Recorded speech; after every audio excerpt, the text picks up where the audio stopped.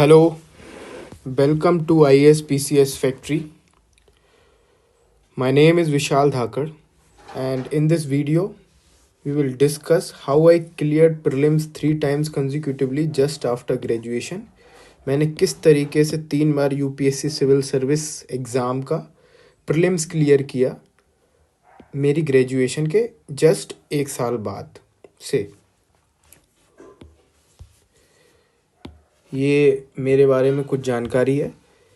मेरा नाम विशाल धाकड़ है and I secured All India rank 579 in UPSC Civil Service exam of 2020.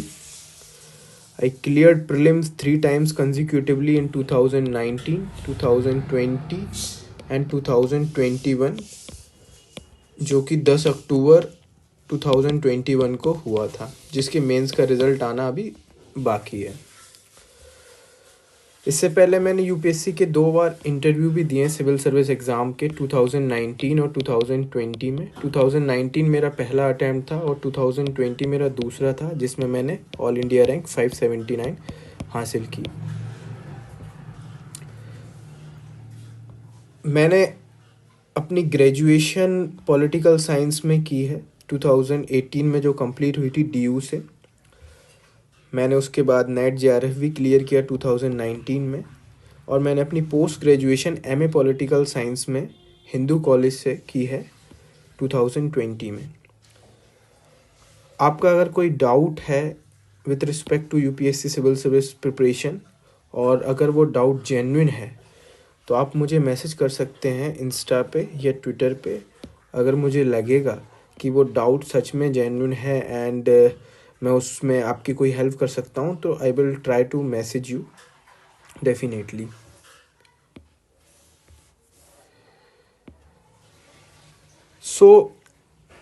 इस वीडियो में हम ये डिस्कस करेंगे कि प्रीलिम्स को कैसे अप्रोच करना है, and also I will try to share my own strategies, my unique ways of approaching prelims. Subsequently, in last subtopic of this video, I wholly discuss about my preparation, my strategy. So first comes the role of syllabus. अब syllabus का role important क्यों हो जाता है? क्योंकि ऐसा कहते हैं कि यूपीएससी का अगर आप सिलेबस नहीं पढ़ते हैं तो यूपीएससी एक बॉटमलेस और बॉर्डरलेस सी है। आप ये पता ही नहीं कर पाएंगे कि क्या एग्ज़ाम में एक्चुअल में आएगा और क्या नहीं आएगा, तो you will loss somewhere. That is why role of syllabus is very important. You must stick to the syllabus both of prelims and mains. Now उसके बाद understanding the demand of the UPSC. You can understand the demand of the UPSC only when you know the syllabus very well. अगर आपको syllabus अच्छे से पता होगा तो ही आप समझ पाएंगे कि क्या एग्ज़ाम में आएगा और क्या एग्ज़ाम में नहीं आएगा। और सिलेबस से क्या होता है? Syllabus demystify the myths. हमें जब हम तैयारी शुरू में स्टार्ट करते हैं तो लोग ये कहते हैं कि यार यूपीएससी में तो सब पूछ लेते हैं, वो जोक नहीं बनता, लिख लो नहीं तो यूपीएससी के एग्ज़ाम में ना आ जाए। So that kind of thing happens. So if you know the syllabus well, तो आपको इन चीज़ों से थोड़ा कम डर लगेगा कि यार ये भी तो नहीं पूछ लेंगे, ये भी तो नहीं पूछ लेंगे। That is why the role of syllabus is very important. By syllabus only you will get to know which books to be read. Yes, market में आजकल बहुत बुक्स आ गई हैं, हर कोई अपनी किताब लिखने लगा है with respect to civil services. So अगर आपको सिलेबस अच्छे से पता होगा तो ही आप किसी पर्टिकुलर बुक की इम्पोर्टेंट समझ पाएंगे। लाइक अगर आपको गवर्नेंस का सिलेबस अच्छे से पता है तो ही आप समझ पाएंगे कि जो मार्केट में बुक्स आ रही हैं गवर्नेंस के नाम पे, वो एक्चुअल में इम्पोर्टेंट या उनका कितना इम्पोर्टेंस है। So that is why role of syllabus is very much important. फिर उसके बाद आता है role of previous year question papers.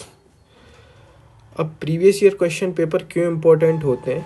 पहला तो understanding the demand of the exam, कि यूपीएससी क्वेश्चन किस तरीके से पूछता है, यूपीएससी क्या पूछना चाहता है, और यूपीएससी किन टॉपिक्स या किन सब्जेक्ट्स पे बहुत ज़्यादा अटमोस्ट फोकस करता है। तो उसको समझने के लिए आपको प्रीवियस ईयर क्वेश्चंस देखते ही रहना पड़ेगा। जब भी जैसे आप ज्योग्राफी पढ़ रहे हैं, तो ज्योग्राफी पढ़ने से पहले, ज्योग्राफी पढ़ने के साथ और ज्योग्राफी पढ़ने के बाद आप ज्योग्राफी के से रिलेटेड जितने भी प्रीवियस ईयर क्वेश्चंस आए थे उनको देखिए, ताकि आप समझ पाएँ कि हाँ, मैं प्रिपरेशन से भटक तो नहीं रहा, या जो मैं पढ़ रहा हूँ क्या उसको इतना टाइम डिवोट करने की ज़रूरत है। फिर आप अगर प्रीवियस ईयर क्वेश्चंस पेपर्स को पढ़ेंगे तो आप यूपीएससी का माइंडसेट समझ पाएंगे कि यूपीएससी चाहती क्या है, what UPSC wants from you, what type of questions UPSC generally ask. फिर टू प्लान अकॉर्डिंगली, आपको अगर प्रीवियस ईयर क्वेश्चंस पता है कि इस तरीके के क्वेश्चंस पूछे जाते हैं, तो यू कैन प्लान अकॉर्डिंगली कि यार ज्योग्राफी से ज़्यादा क्वेश्चंस नहीं पूछे जा रहे, तो मैं ज्योग्राफी को थोड़ा कम टाइम दे सकता हूँ। पॉलिटी से बहुत 10-12 क्वेश्चंस, 15 क्वेश्चंस पूछे जाते हैं, तो I must give more time to the polity. Economy से ऐसे क्वेश्चंस पूछे जाते हैं जो करंट से थोड़े लिंक्ड हों, तो मेरे को इकोनॉमी पढ़ने के साथ साथ करंट अफेयर्स पे भी बहुत फोकस करना पड़ेगा। तो you can plan accordingly and well only when you know the previous year questions paper. फिर to know the weightage to be given to different subject, same अभी जो मैंने बताया कि आपको तभी पता चलेगा कि किस पर्टिकुलर टॉपिक या किस पर्टिकुलर सब्जेक्ट को कितना वेटेज देना है। For instance world history, people study world history, लेकिन वर्ल्ड हिस्ट्री प्रीलिम्स में पूछी ही नहीं जाती, तो if you are reading world history तो वो तो वेस्ट ऑफ टाइम है। So that is why previous year question paper role is very important to learn the art of solving question. अब प्रीवियस ईयर क्वेश्चन पेपर जब आप बहुत ज़्यादा analyse करेंगे तो you will get to know the art of solving questions. By art of solving question what I mean कि अगर आपको कुछ नहीं भी पता है उस पर्टिकुलर क्वेश्चन से related, then also you can able to solve the question to some extent. In some cases you may find correct answer, in some cases you may not, but you will understand the art of solving question. So now what is this art of solving question जो हम discuss कर रहे थे?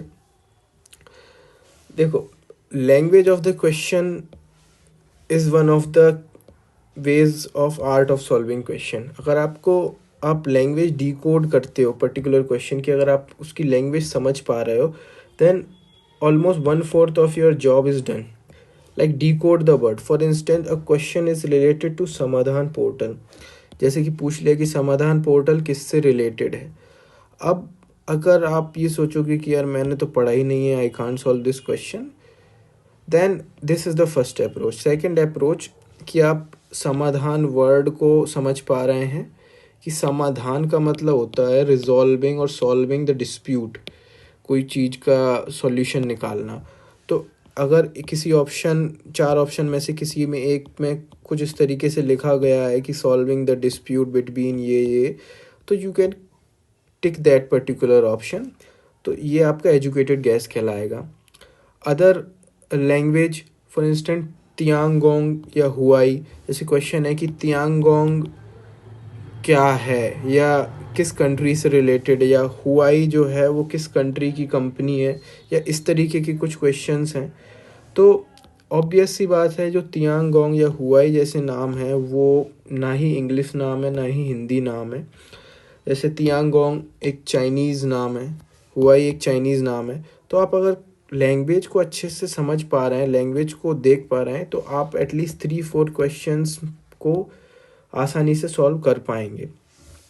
फिर art of solving question में second part आता है educated gases. Educated gases आप तभी लगा पाएंगे when you have analysed the previous year question paper well. तो आप यूपीएससी की डिमांड और यूपीएससी का अप्रोच समझ जाएंगे, तो आप काफ़ी अच्छी तरीके से एजुकेटेड गैस लगा पाएंगे। अगर मैं एग्जांपल दूं, जैसे आप अगर प्रीवियस ईयर क्वेश्चंस देखेंगे तो आप देखेंगे कि जब भी फ्रॉक्स वगैरह से रिलेटेड कोई क्वेश्चन पूछा जाता है तो वो जनरली वेस्टर्न घाट्स उसका आंसर होता है, या वेस्टर्न घाट्स में वो मिलते हैं। तो अगर पूछा है कि फ्रॉक की ये नई स्पीसीज़ कहाँ मिली है या ये जनरली कहाँ पाई जाती है, तो you can tick western Ghat as answer, क्योंकि ये previous year question paper analyse करके ही आप ये चीज़ समझेंगे। फॉर अगर दूसरा एग्जांपल दें, जैसे आर्टिफिशियल लेक्स हैं, तो उनके एंड में जो वर्ड होता है वो ज़्यादातर सागर वर्ड का यूज़ होता है, जैसे निजाम सागर, इस तरीके से। तो अगर कोई पर्टिकुलर पूछ लिया कि ये लेक क्या आर्टिफिशियल है या नेचुरल है, तो आप इस तरीके से एजुकेटेड गैस लगा सकते हैं। एंड अगर आप और ज़्यादा अच्छे से पढ़ रहे हैं, प्लेसेस को समझ रहे हैं, तो फिर यू गेट टू नो कि यार किस तरीके के नाम कौन सी प्लेसेस के होते हैं। जैसे तेलंगाना में अगर आप देखेंगे तो काफ़ी नाम मुस्लिम नेम्स हैं, like Osman Sagar, Hussain Sagar, Miyapur, other names also. So in this way you get to solve the question even when you don't know anything about that particular question. और भी हम अगर अदर एग्जाम्पल्स लेके बात करें कि आर्ट ऑफ सॉल्विंग क्वेश्चंस क्या होती है, तो जैसे हमने पहले भी लैंग्वेज से रिलेटेड डिस्कस किया, तो ये 2016 यूपीएससी सिविल सर्विस का क्वेश्चन है। इसमें देखो क्वेश्चन क्या है, what is greased lightning 10 GL10 recently in the news. अब मान लो मुझे इसके बारे में कुछ नहीं पता कि ग्रीज लाइटनिंग 10 क्या होता है। अब मेरे सामने 4 ऑप्शन है, electric plane tested by NASA, solar power 2-सीटर aircraft design by Japan, space observatory launched by China, reusable rocket design by ISRO. अब अगर आप इसमें देखेंगे कि अगर ये जापान की कोई चीज़ होती या जापान से रिलेटेड होता, तो इसका नाम जापानीज़ लैंग्वेज में होता, ना कि इंग्लिश लैंग्वेज में। चाइना की होती तो चाइनीज़ टाइप की लैंग्वेज में होता, और इंडिया की होती तो शायद संस्कृत या फिर हिंदी में इसका कुछ नाम होता, किसी पर्टिकुलर गॉड पे, किसी पर्टिकुलर माइथोलॉजी से रिलेटेड, या फिर कोई संस्कृत से बर्ड से रिलेटेड इसका नाम होता।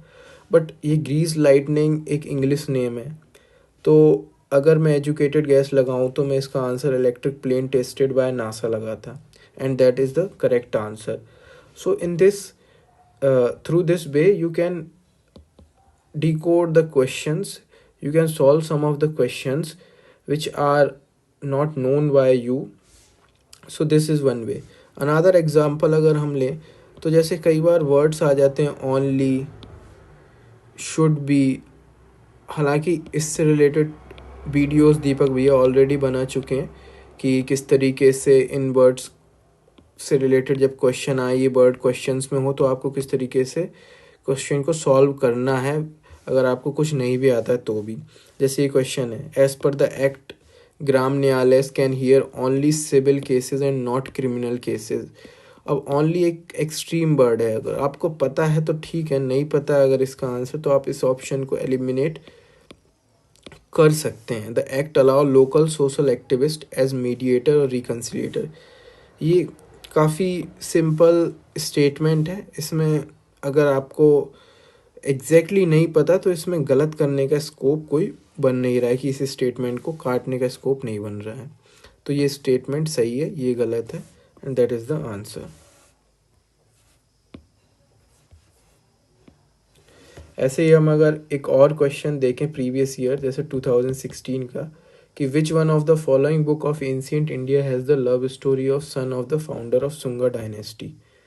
अब ज़्यादातर लोगों को तो वैसे ये पता होगा कि मालविका अग्निमित्र है, लेकिन मान लो आपको ये नहीं पता, तो अब ये क्वेश्चन क्या है कि love story of son of the founder of Sunga dynasty. तो ये देखो, स्वप्न वासव दत्ता, मालविका अग्निमित्र, मेघदूत और रत्नावली। अब मालविका अग्निमित्र को अगर हम डिकोड करते हैं, संधि विक्षेप करते हैं, तो इससे 2 नाम निकल के आ रहे हैं, मालविक और अग्निमित्र, मालविका और अग्निमित्र। तो ये थोड़ा ऑब्वियस सा दिख रहा है कि ये लव स्टोरी होने के काफ़ी चांसेस हैं। स्वप्न वासव दत्ता में कोई एक नाम 2 नाम निकल के नहीं आ रहा है, मेघदूता में नहीं, रत्नावली में नहीं, तो ये हम टिक कर सकते हैं। तो ये चीज़ें आप तभी सीखेंगे जब आप बहुत ज़्यादा प्रीवियस ईयर क्वेश्चंस पेपर को एनालाइज कर लेंगे, मॉक टेस्ट दे लेंगे, और बहुत अच्छे से आप सिलेबस से रिलेटेड जो भी सब्जेक्ट्स हैं उनकी बुक्स बहुत अच्छे से पढ़ लेंगे। उसके बाद आता है रोल करंट अफेयर्स का, कि करंट अफेयर्स कितने इम्पोर्टेंट हैं। तो मैं ये कहूँगा कि करंट अफेयर्स का वेटेज अराउंड 25% है यूपीएससी सिविल सर्विस एग्ज़ाम्स के प्रीलिम्स में। अब उसमें न्यूज़पेपर कौन सा पढ़ना चाहिए, ये काफ़ी लोगों का डाउट रहता है। तो अगर इंग्लिश मीडियम से आप हो तो मैं सजेस्ट करूँगा आपको कि द हिंदू या इंडियन एक्सप्रेस में से आप कोई भी एक न्यूज़पेपर पढ़ सकते हैं। और इंटरव्यू स्टेज पे आप 2 न्यूज़पेपर पढ़ सकते हैं। मैं द हिंदू और इंडियन एक्सप्रेस पढ़ता था। मैगज़ीन की अगर बात करें तो आप कोई भी एक करंट अफेयर की मंथली मैगज़ीन पढ़ सकते हैं। मैगज़ीन पढ़नी क्यों है? क्योंकि न्यूज़पेपर में कई टॉपिक्स बहुत अच्छे से कवर नहीं होते, मतलब पूरी तरीके से एक्सप्लेन्ड नहीं होते, और कई बार बहुत सी चीज़ें होती हैं जो एग्ज़ाम से रिलेटेड इम्पोर्टेंट नहीं है। तो मैगज़ीन अगर आप पढ़ते हैं तो एक तो आपका मंथली न्यूज़पेपर रिवीजन हो जाता है। अगर आप नोट्स नहीं बनाते हैं न्यूज़पेपर के तो मैगज़ीन आपको एक तरीके से न्यूज़पेपर के नोट्स के फॉर्म में चीज़ें प्रोवाइड कर देती है। तो इससे आपका काम काफ़ी आसान हो जाता है। What type of news is important, तो और मैं कौन सी मैगज़ीन पढ़ता था, तो मैं विज़न की मंथली मैगज़ीन को फॉलो करता था। हालांकि आप कोई और भी कर सकते हैं, बस हाँ स्ट्रिक्ट रहिए पर्टिकुलर मैगज़ीन से और लगातार कंसिस्टेंटली उसको फॉलो कीजिए। What type of news is important, तो देखिए यूपीएससी और स्टेट पीसीएस या अदर एग्ज़ाम्स में करंट अफेयर से रिलेटेड क्वेश्चंस में बहुत वेरिएशंस होता है। जैसे UPSC generally person in news question नहीं पूछती कि ये कौन थे, ये इनका देहांत कितनी तारीख को हुआ, ये आदमी किस से रिलेटेड संबंध है। यूपीएससी इस तरीके से क्वेश्चन नहीं पूछती। यूपीएससी क्वेश्चन पूछती है, जैसे मान लीजिए एफएटीएफ बहुत न्यूज़ पे था, फाइनेंशियल एक्शन टास्क फोर्स। तो यूपीएससी क्वेश्चन एफएटीएफ ने क्या किया था, पाकिस्तान को ग्रे लिस्ट में डाल दिया था, तो इसलिए काफ़ी न्यूज़ में है। अब क्वेश्चन यूपीएससी ये नहीं पूछेगी ग्रे लिस्ट क्या होता है या किस कंट्री को एफएटीएफ ने पाकिस्तान ग्रे लिस्ट में डाला। यूपीएससी का अप्रोच रहता है कि बेसिक्स करंट अफेयर्स में भी जो चल रहा है उसमें थोड़ा बेसिक इन्फॉर्मेशन उठाना। जैसे यूपीएससी एफएटीएफ से क्वेश्चन पूछ सकती है कि ये क्या है, इसके कितने मेंबर्स हैं, इंडिया इसका मेंबर है या नहीं है, ये कब फॉर्म हुई थी, इस तरीके के क्वेश्चन। जैसे दूसरा एग्जांपल अगर हम लें, अफ़गानिस्तान काफ़ी न्यूज़ में चल रहा था, तो यूपीएससी क्वेश्चन अफ़गानिस्तान से रिलेटेड कोई माइन है, कोई मिनरल है या कोई जगह है जो कि काफ़ी फेमस है, उससे रिलेटेड पूछ सकती है। चाबहार पोर्ट कहाँ पे है, ईरान में जो है, उससे रिलेटेड क्वेश्चन पूछ सकती है क्योंकि that is also link to the Afghanistan issue. तो इस तरीके से यूपीएससी का अप्रोच रहता है क्वेश्चन पूछने का करंट अफेयर्स से। How much time to be given to current affairs, मैं ये कहूँगा कि शुरू में जब आप प्रिपरेशन स्टार्ट कर रहे हैं तो एक न्यूज़पेपर पढ़िए, 1-1.5 घंटा उसको पढ़िए। उसके अलावा पूरा टाइम अपना बेसिक स्टैंडर्ड जो बुक्स हैं, और अगर आप किसी कोचिंग का कोई मटेरियल यूज़ कर रहे हैं तो उसको पढ़िए। बिकॉज़ जब तक आपको बेसिक कंसेप्चुअल अंडरस्टैंडिंग नहीं होगी आप करंट अफेयर्स को भी नहीं समझ पाएंगे, पहली चीज़। और दूसरी चीज़ ये कि 70% अराउंड 70 to 75% जो वेटेज है एग्ज़ाम में वो बेसिक स्टैंडर्ड बुक्स का है, और मोस्टली 70% क्वेश्चन उन्हीं से पूछे जाते हैं। जैसे स्पेक्ट्रम, लक्ष्मीकांत। इकोनॉमी के लिए आप किसी भी पर्टिकुलर कोचिंग इंस्टीट्यूट के नोट्स फॉलो कर सकते हैं, रमेश सिंह को पढ़ सकते हैं। इन्वायरमेंट में शंकर आईएएस। तो मोस्ट ऑफ जो क्वेश्चंस रहेंगे, मतलब 10 क्वेश्चंस अराउंड इनसे आ जाते हैं, तो आपके 50-60 क्वेश्चंस जो हैं वो इनसे बन जाएंगे। अगर 50-60 क्वेश्चन अगर आपने ये बुक्स बहुत अच्छे से पढ़ी हैं। और अगर आप पहले ही बुक्स अच्छे से नहीं पढ़ रहे हैं, जस्ट करंट अफेयर्स पे ही फोकस कर रहे हैं, अपना 5 to 6 आवर्स अगर आप करंट अफेयर में यूटिलाइज कर रहे हैं, तो you don't have time and energy to invest on these important and core subjects. So मेरा यही कहना रहेगा कि पहले आप इन बुक्स और इन जो सब्जेक्ट्स हैं उनको अच्छे से कवर कीजिए, उसके बाद करंट अफेयर्स को थोड़ा ज़्यादा टाइम देना स्टार्ट कीजिए। केवल 1 and 1.5 आवर आप दे सकते हैं करंट अफेयर्स के लिए। अब how to approach current affairs related questions, तो उसके लिए जैसे हम नेक्स्ट पेज पे ये क्वेश्चन देखते हैं कि ये 2021 के प्रीलिम्स में क्वेश्चन पूछा था। The term ACE2 is talked about in the context of gene introduced in the genetically modified plants, development of India's own satellite navigation system, radio collar of wildlife for wildlife tracking, spread of viral disease. अब देखिए, spread of viral disease जो है वो काफ़ी news में चल रहा था। तो अगर मान लीजिए मुझे कुछ नहीं पता कि AC2 क्या होता है, फिर भी अगर मैं न्यूज़ फॉलो कर रहा हूँ तो मैं एक एजुकेटेड गैस लगा सकता हूँ कि इसका जो आंसर होगा वो ये स्प्रेड ऑफ वायरल डिसीज़ हो सकता है। तो आपको न्यूज़पेपर में जो ब्रॉडर थीम्स आ रही हैं, जैसे कोविड-19 हो गया, इंडिया चाइना रिलेशंस हो गए, बॉर्डर इशूज़ हो गए, इकोनॉमी से रिलेटेड करंट अफेयर्स हो गए, इन ब्रॉडर थीम्स पे से रिलेटेड जो भी न्यूज़ आ रही हैं उनको बहुत अच्छे से पढ़ते रहना है।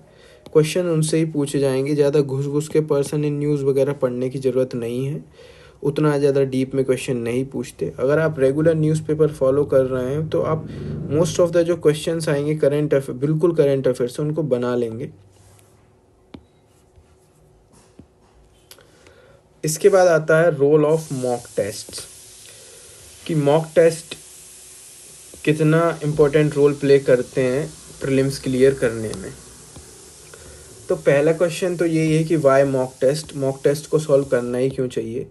तो उसका पहला रीज़न ये है कि यूपीएससी के जो प्रीवियस ईयर क्वेश्चन पेपर हैं वो आप सॉल्व करते भी रहेंगे तो वो 20-22 साल के क्वेश्चन पेपर आप सॉल्व करने के बाद आपके पास और क्वेश्चंस नहीं बचते, और फिर सेम अगर वही आप रिपीट कर रहे हैं तो फिर आप कुछ नया नहीं सीखते। और इन जो 20-22 साल के क्वेश्चन पेपर्स रहते हैं उनमें जो करंट अफेयर्स वाले क्वेश्चंस रहेंगे वो आउटडेटेड हो जाते हैं, आपके लिए वो कोई इम्पोर्टेंट नहीं रहते। तो मॉक टेस्ट सॉल्व करना ज़रूरी हो जाता है। मॉक टेस्ट से आप अपनी प्रिपरेशन को जज कर सकते हैं। अगर आपके मॉक टेस्ट में 50-60 मार्क्स आ रहे हैं तो आपको पता लग जाएगा कि मुझे भी बहुत पढ़ने की ज़रूरत है। जैसे आपने मॉडर्न हिस्ट्री का एक मॉक टेस्ट दिया जिसमें आपके 130 मार्क्स आए सेक्शनल में 200 में से, तो आपको ये कॉन्फिडेंस भी आ जाएगा और ये पता भी चल जाएगा कि आप मॉडर्न हिस्ट्री में आपकी पकड़ अच्छी होती चली जा रही है, अब आप किसी और सब्जेक्ट पे अच्छे से फोकस कर सकते हैं। सो यू कैन जज your preparation by mock test. फिर आता है करंट अफेयर प्रिपरेशन भी हो जाती है मॉक टेस्ट से। जैसे आप किसी coaching institute, Vision, Vajiram, Forum, इन सब के अगर मॉक टेस्ट देंगे तो ये 15-10 क्वेश्चन करंट अफेयर से रिलेटेड पूछते हैं अपने मॉक टेस्ट में। सो उससे कई जो हमारे इंपॉर्टेंट करंट अफेयर्स होते हैं वो प्रिपेयर हो जाते हैं। फिर आप अपनी वीकनेस का पता लगा सकते हो। मॉक टेस्ट जब आप सॉल्व करते हो तो आपको पता चलता है कि यार यहाँ मैं बहुत ज़्यादा गलती करता हूँ, इन चीज़ों को मैं नेगलेक्ट कर देता हूँ, तो आपको वो चीज़ें पता चल जाएंगी and you can overcome that और you don't commit that mistake in the exam hall. अब knowing the art of solving question paper, आप जब ज़्यादा से ज़्यादा मॉक टेस्ट सॉल्व करेंगे तो आपकी गैसिंग पावर बढ़ेगी। आपको ये पता लगने लगेगा कि ये ऑप्शंस जो हैं वो तो यार आंसर हो ही नहीं सकते, इसमें तो काफ़ी एक्सट्रीम वर्ड्स यूज़ हुए हैं, कि कॉमन सेंस को बहुत अच्छे से आप यूटिलाइज़ करना सीख जाएंगे। तो that is why role of mock test is very important. और हाउ मैनी मॉक टेस्ट, तो मैं कहूँगा कि 30 से 40 मॉक टेस्ट कंपलसरी हैं। उसमें से 15 से 20 आप सेक्शनल मॉक टेस्ट सॉल्व कर सकते हैं ताकि आपको ये पता चल जाए कि हर सब्जेक्ट पे आपकी पकड़ कैसी हो रखी है। और 10 से 15 आप फुल लेंथ मॉक टेस्ट लगा सकते हैं। इसके अलावा प्रीवियस ईयर क्वेश्चन पेपर तो आपको सॉल्व करना ही है। और यूपीएससी का जैसे अब एग्ज़ाम, मान लो प्रीलिम्स को 15 दिन ही केवल बचे हैं, तब आप कोई भी मॉक टेस्ट मत लगाइए, तब केवल आप प्रीवियस ईयर क्वेश्चंस पेपर्स पे फोकस कीजिए। क्यों? क्योंकि आपको यूपीएससी के माइंडसेट में ढलना है। मॉक टेस्ट में कई बार कुछ एक्सट्रीम क्वेश्चंस भी पूछते हैं, कुछ ऐसे क्वेश्चंस भी पूछ लेते हैं that is not even relevant to the scope of the exam. So आपको 10 से 15 दिन पहले एग्ज़ाम के केवल और केवल यूपीएससी के previous year question paper solve करने हैं, ना कि mock test. Then how I utilise mock test, मैंने किस तरीके से मॉक टेस्ट को यूटिलाइज़ किया था। मैं क्या करता था, मैंने एक सेपरेट नोटबुक बना रखी थी मॉक टेस्ट के लिए, जिसमें मैं अपना स्कोर लिखता था हर टेस्ट का। जैसे मैंने कोई टेस्ट दिया जिसमें मेरे 110 मार्क्स आए, तो मैं वो लिख देता था 110 आउट ऑफ 200। और ऐसी मैंने टेबल्स बना ली थी। जैसे फर्स्ट टेस्ट, सेकंड टेस्ट में मेरे 112 आए, तो इससे आपको अपनी प्रोग्रेस का पता चलता रहता है कि आप किस तरीके से ग्रोथ कर रहे हैं या कर रही हैं। Making tables of how many questions are correct, how many I attempted etcetera. आप और भी टेबल्स बना सकते हैं, जैसे कनिष्क कटारिया जी जो थे, जो फर्स्ट रैंक आई थी जिनकी 2018 में के एग्ज़ाम में, उनका एक अप्रोच रहता था कि वो एक टेबल बनाते थे मॉक टेस्ट सॉल्व करने के बाद कि हाउ मैनी क्वेश्चंस अटेम्प्टेड। जैसे उन्होंने 95 क्वेश्चंस किए, उसमें से फिर कितने सही हुए, जैसे 60 उनके मान लो सही हुए, और हाउ मैनी रॉन्ग। तो उससे ये पता चलने लगता है आपको, जब ऐसे ही आप टेबल बना के एनालाइज करते हो, कि आप अगर ज़्यादा क्वेश्चन सॉल्व करते हो तो क्या आपके तुक्के या एजुकेटेड गैस सही निकलते हैं या नहीं, कितने क्वेश्चंस आपको एग्ज़ाम हॉल में करने चाहिए। आपकी खुद की आपको personality with respect to the solving question paper पता लगने लगती है। कोई लोग होते हैं जिनको 80 क्वेश्चंस करने पे भी उनके 60 सही हो जाते हैं, और अगर वही 95 अटेम्प्ट करते हैं तो उनके सही नहीं होते, क्योंकि उनकी एक्यूरेसी, वो तुक्के सही नहीं लगा पाते, तो उनको ये चीज़ एनालाइज हो जाती है। So that is why this table making helps you to जज योर प्रिपरेशन वेल। आप ऐसे भी टेबल बना सकते हैं कि मैं 30 क्वेश्चन में श्योर था, वो 30 क्वेश्चंस में मेरे 26 सही हुए, मैं 20 क्वेश्चंस में मैंने तुक्का मारा, उसमें से मेरे 5 सही हुए। तो आप जज कर सकते हैं कि आपके तुक्के सही होते हैं या नहीं। तो that table making really helps you, मेरे को काफ़ी हेल्प किया था। फिर आप right common mistakes you frequently commit. अपनी कॉपी में आप कॉमन मिस्टेक्स लिख सकते हैं। जैसे मैं शुरू में जब टेस्ट लगाता था, तो मैं नॉट, ओनली, ये सारे वर्ड स्किप से कर देता था। तो नॉट कई बार स्किप कर दिया तो मुझे लगता था मैंने क्वेश्चन सही किया है, लेकिन वो गलत हो जाता था।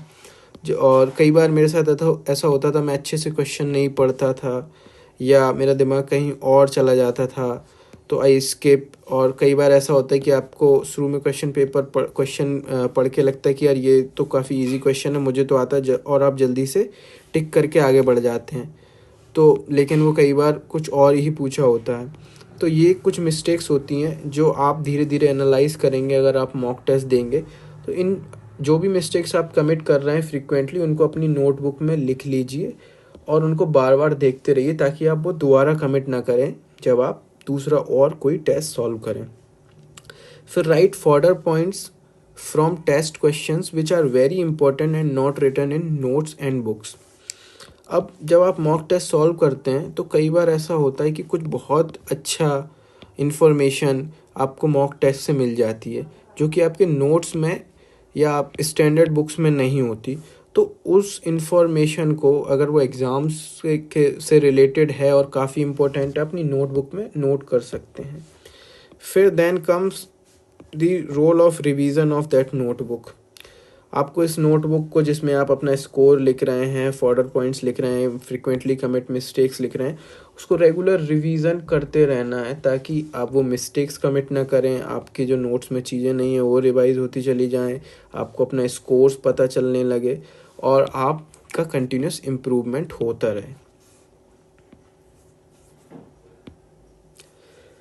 इसके बाद अब हम डिस्कस करेंगे कि मेरी कुछ यूनिक स्ट्रेटजीज़ क्या थी प्रीलिम से रिलेटेड, जो मुझे काफ़ी हेल्प की ड्यूरिंग द प्रिपरेशन। पहला तो, जब भी आप टेस्ट सॉल्व करें तो कॉमन सेंस के साथ टेस्ट सॉल्व करें। ज़्यादा दिमाग लगाना, मतलब कि कोई ट्रिक क्वेश्चन होगा ये, इसमें तो कुछ ना कुछ यूपीएससी ने घपला किया होगा, इस तरीके के माइंडसेट से आप क्वेश्चन सॉल्व ना करें। आप एक जनरल, एक लेमैन की तरह, एक आम इंसान की तरह, जागरूक इंसान की तरह क्वेश्चन को सॉल्व करें। इससे काफ़ी क्वेश्चंस ऐसे रहेंगे जिनको आप अच्छे से सॉल्व कर पाएंगे। फॉर इंस्टेंस 2019 या शायद 20 में एक क्वेश्चन था कि सॉलिड वेस्ट मैनेजमेंट रूल या इन्वायरमेंट, ऐसा कुछ इससे रिलेटेड क्वेश्चन था। तो उसमें था ये कब आए, 1980s 1970s। तो ये अगर कोई कॉमन सेंस इसमें लगाए कि 1970s में उतना वेस्ट मैनेजमेंट या फिर इन्वायरमेंट से रिलेटेड कंसर्न स्टार्ट हुई नहीं थी, और वो भी countries like India, developing countries में तो हुई नहीं थी। तो ये वेस्ट मैनेजमेंट रूल्स एक्सेट्रा तब तो आए ही नहीं होंगे। सो ये चीज़ें कॉमन सेंस से काफ़ी इजीली सही हो जाती हैं। और ये एक क्वेश्चन नहीं है, ऐसे काफ़ी 5-6 क्वेश्चन आपको हर पेपर में मिल जाएंगे, जो एक जनरल अगर आप कॉमन सेंस लगाएंगे सॉल्व हो जाएगा। और अगर आप ये सोचेंगे कि ये तो मैंने पढ़ा ही नहीं है या ये मैंने कहाँ पढ़ा था याद नहीं आ रहा, तो you will not able to solve that particular question. फिर regional edition of newspapers. I used to study sometimes regional editions, like मैंने हिंदू पढ़ लिया विजयवाड़ा का, या फिर मदुरई का एडिशन हिंदू पढ़ लिया, या फिर चिकमंगलूर, इस तरीके से। अब ये इम्पोर्टेंट क्यों है, मतलब मुझे इसका इम्पोर्टेंस इसलिए लगा क्योंकि आप कई बार बहुत सी जो नॉर्थ की प्लेसेस हैं, अगर आप नॉर्थ इंडिया में रहते हैं तो आप नॉर्थ की प्लेसेस से काफ़ी फेमिलियर रहेंगे, यूपी, बिहार, एमपी, राजस्थान, इस तरीके। लेकिन झारखंड लेकिन आप अगर साउथ की प्लेसेस से फेमिलियर नहीं है तो काफ़ी क्वेश्चंस होते हैं। जैसे कई बार क्वेश्चन पूछ लिया, मान लो कोई जीआई टैग से रिलेटेड क्वेश्चन पूछ लिया, दिंदीगुल, या शायद उसको दिंदीगुल प्रोनाउंस करते हैं, का जो लॉक है उसको जीआई टैग मिला है, तो ये कहाँ पे है दिंदीगुल, इस तरीके से मान लो क्वेश्चन पूछ लिया। तो अगर आप साउथ की प्लेसेस से या नॉर्थ ईस्ट की प्लेसेस से फेमिलियर नहीं है तो कई बार आप क्वेश्चन सॉल्व नहीं कर पाते। या फिर ऐसा भी होता है कि डायरेक्ट क्वेश्चन नहीं है बट आपको ऑप्शन एलिमिनेट करने में काफ़ी मदद मिलती है। अगर आपको प्लेसेस याद हैं, आपको लोकल चीज़ों के बारे में काफ़ी पता है, तो रीजनल एडिशन एक तो इंटरेस्टिंग भी होते हैं, आपको पता भी चलता है कि यार लोकल लेवल पे या साउथ में या नॉर्थ ईस्ट में चीज़ें क्या हो रही हैं, और आपके पास एग्जांपल्स भी काफ़ी आ जाते हैं, और प्लस आप फेमिलियर हो जाते हैं कल्चर, लैंग्वेज और वहाँ की प्लेसेस से। तो आप, और बाकी नेशनल न्यूज़ तो इसमें भी आती है तो उससे तो आप अवेयर रहेंगे। तो आप कभी कभी अगर मन करे तो रीजनल एडिशन ऑफ न्यूज़पेपर्स देख सकते हैं, द हिंदू का, इंडियन एक्सप्रेस का, इस तरीके से। फिर importance of map on study table. तो इसका ये मतलब है कि मैप का क्या इम्पोर्टेंस है। मैप का मैं कहूँगा केवल ज्योग्राफी से रिलेटेड इम्पोर्टेंस नहीं है, इस पूरे एग्ज़ाम में मैप का बहुत इम्पोर्टेंस है। और आपको प्लेसेस याद हैं, जैसे मैंने पहले भी एग्जांपल दिया, तो आप काफ़ी ऑप्शंस को एलिमिनेट कर सकते हैं, काफ़ी चीज़ें इजीली सॉल्व हो जाती हैं, और काफ़ी इंटरकनेक्टिविटी आ जाती है पढ़ते टाइम में। अगर ज्योग्राफी की प्लेसेस, आप ज्योग्राफी अगर आपकी अच्छी है तो आप पॉलिटी, हिस्ट्री, इन सब में काफ़ी अच्छी तरीके से इंटरकनेक्टिविटी बैठा पाएंगे। Map on study table laminated, इससे ये मेरा मतलब है कि जनरली हम क्या करते हैं, जो एस्पिरेंट्स रहते हैं उनकी टेबल रहती है, उसके पास जो दीवार रहती है उसमें हम मैप अपना लगा लेते हैं। बट मैं क्या करता था, जो टेबल है उसी पे मैप चिपका लिया था, लेमिनेटेड मैप। जैसे ये टेबल है तो इस पे ही यहाँ पे मैप चिपका लिया, लेमिनेटेड, और एक नॉन परमानेंट मार्कर रखता था। जैसे मान लो मैं कुछ पढ़ रहा हूँ, मदुरई से रिलेटेड कोई चीज़ आई तो मैं देख लेता था यार मदुरई यहाँ पे ऐसे नॉन परमानेंट मार्कर से उसको मार्क कर दिया। उसके बाद देखा कि यार इसके आसपास रिवर कौन सी हैं, इसके आसपास और क्या प्लेसेस हैं, और उनको मार्क कर दिया, थोड़ी देर बाद मिटा दिया। तो इससे चीज़ें काफ़ी जल्दी मतलब इंटरनलाइज हो जाती हैं आपके अंदर। तो ये एक मेरा अप्रोच था। फिर मैं इंस्ट्रूमेंटल कंडीशनिंग काफ़ी यूज़ करता था। इसका मतलब आप जब एथिक्स पढ़ेंगे तो ये वर्ड पढ़ेंगे, इंस्ट्रूमेंटल कंडीशनिंग। इसका मतलब होता है कि अपने आप को कुछ टारगेट्स दो, कुछ रिवॉर्ड्स दो। Whenever you achieve something try to give yourself reward, ताकि आपको अच्छा लगे after doing that particular task. For instance मैं ऐसा करता था कि जैसे मान लो मेरी टेबल पे ड्राई फ्रूट्स ले आया मैं, तो मैं 5 ड्राई फ्रूट या 10 ड्राई फ्रूट तभी खाऊंगा तब मैं 1 घंटे पढ़ लूँगा, या जो टॉपिक मुझे पढ़ना था मैं पढ़ लूँगा। ये मान लो मेरे पास चॉकलेट है तो मैं ये चॉकलेट तभी खाऊंगा जब मैं जो मैंने 1 घंटे या 1.5 घंटे का टारगेट सेट किया है वो मैं पढ़ लूँगा। तो ये इंस्ट्रूमेंटल कंडीशनिंग होती है, ये काफ़ी हेल्पफुल थी मेरे लिए, तो आप इसको ट्राई कर सकते हैं। अब इस एग्ज़ाम में spoon feeding will not work.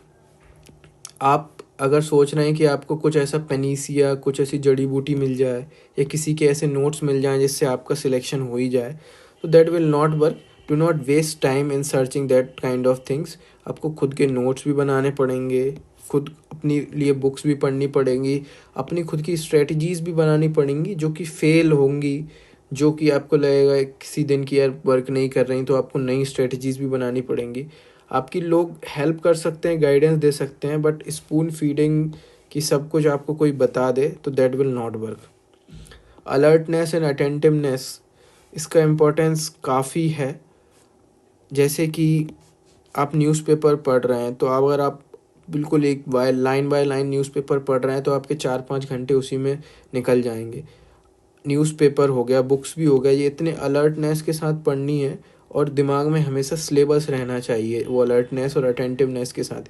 जैसे मान लो कोई क्रिमिनल एक्टिविटी रिलेटेड न्यूज़ है, अब that is not very much important for exam, तो आपको जल्दी से स्किप करके उसको आगे बढ़ना है न्यूज़पेपर में। तो this alertness and attentiveness helps a lot in reading things in less time. फिर if you are studying 10 hours, the remaining 14 hours also determine your success. अगर आप 10 घंटे दिन में पढ़ते हैं तो ये मत सोचिए कि मैंने तो यार 10 घंटे पढ़ लिया, अब तो मैं कुछ भी करूँगा बाकी के 14 घंटे। या मान लो आप 6 घंटे सो रहे हो तो बाकी के 8 घंटे मैं कुछ भी करूँगा, मैं मूवी देखूँगा, मैं घूमने जाऊँगा। अगर आप इस तरीके का माइंडसेट अपना रहे हैं तो वो 10 आवर जो आपने पढ़ा है वो धीरे धीरे जब आप दूसरे दिन पढ़ेंगे तो वो उनकी एफिशिएंसी कम होती चली जाएगी। क्यों? जैसे आपने मान लो 10 आवर पढ़ के 2 मूवीज़ देख ली, तो next day when you start studying, movies आपके दिमाग में घूमती रहेंगी and slowly you get used to, और आपको हैबिट भी बन जाएगी मूवीज़ की या फिर किसी और पर्टिकुलर थिंग की जो अच्छी नहीं है, और आपका माइंड भी ऑक्यूपाइड रहेगा उन चीज़ों से। तो बाकी के 14 आवर्स मैटर बहुत करते हैं कि आप क्या कर रहे हैं। आप अपने दोस्तों से बात कर रहे हैं तो ऐसे दोस्तों से ज़्यादा बात कीजिए, उनके ज़्यादा टच में रहिए जो खुद प्रिपरेशन कर रहे हैं, या ऐसी वीडियोस देखिए, एजुकेटेड वीडियोस, जिससे आपकी प्रिपरेशन में हेल्प हो, आपका माइंड और शार्प हो और फोकस्ड हो यूपीएससी की तरफ से। हाँ, एंटरटेनमेंट के सोर्स के लिए आप म्यूज़िक सुन सकते हैं, कभी कभी मूवीज़ भी देख सकते हैं, कुछ कॉमेडी से रिलेटेड कुछ देख सकते हैं, but do not try to waste much time on that. So utilise that 14 hours also judiciously. फिर एक मेरी स्ट्रेटजी रहती थी कि if you read one book many a time then you can make short note out of it which you generally forget. मतलब मैं क्या करता था, जैसे लक्ष्मीकांत मैंने 8-9 बार पढ़ ली, उसके पहले मैं नोट्स नहीं बनाए थे, ना मैं बनाना चाहता था, क्योंकि लक्ष्मीकांत या स्पेक्ट्रम ये ऐसी बुक्स हैं जिसमें हर लाइन आपको ऐसा लगेगा कि यार ये तो नोट्स ही है, और अगर if you try to make notes तो आपके जितनी मोटी बुक है उससे मोटे ज़्यादा नोट्स बन जाएंगे।